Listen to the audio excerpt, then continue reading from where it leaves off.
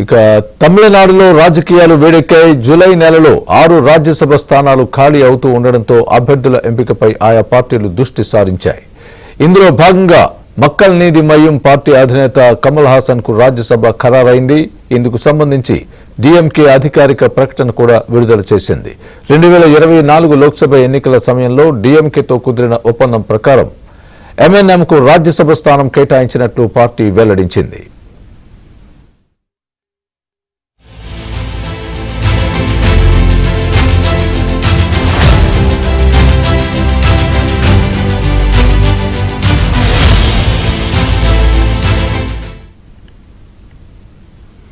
ఇక మిగిలిన 3 స్థానాలకు కూడా అభ్యర్థులను డీఎంకే ప్రకటించింది. పి విల్సన్, ఎస్ఆర్ శివలింగంతో పాటు పార్టీ అధికార ప్రతినిధి రొక్కాయ్ మాలిక్ కు సీట్లు కేటాయించింది. రాజ్యసభ సీట్ల కేటాయింపులో డీఎంకే సామాజిక సమీకరణలను పరిగణలోకి తీసుకుంది.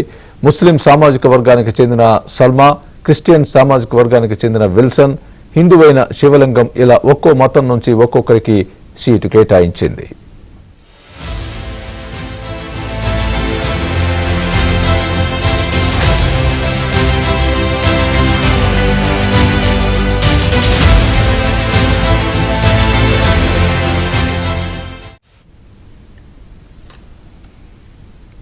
మరోవైపు ప్రతిపక్ష అన్నాడీఎంకే కూడా 2 సీట్లు గెలవగల సంఖ్యాబలం ఉంది. కానీ ఇప్పటి వరకు అభ్యర్థుల్ని ఖరారు చేయలేదు.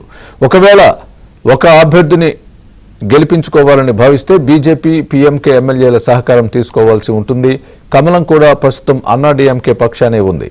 దీంతో కూటమిగా ఇరువురు పోటీ చేస్తారని ప్రచారం నడుస్తోంది.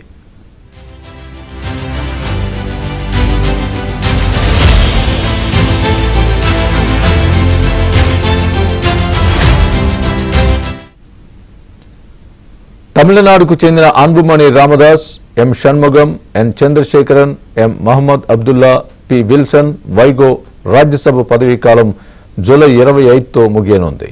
ఈ క్రమంలో జూన్ 19న ఎన్నికలు జరగనున్నాయి. జూన్ 9 వరకు నామినేషన్ల ప్రక్రియ కొనసాగుతుంది.